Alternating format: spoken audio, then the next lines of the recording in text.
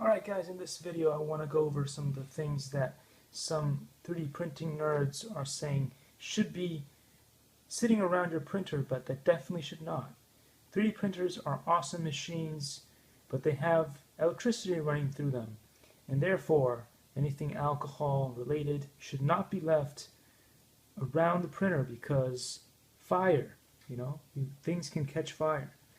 There's been many times that I've been 3D printing, so on and so forth, and something went wrong, for instance, with this part here, and you see how many little wires and cables there are.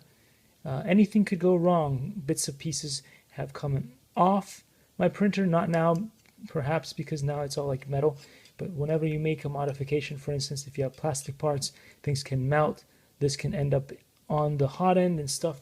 So you don't want anything that could catch fire. Anyway, thanks for watching, and I'll see you in the next one. Likey.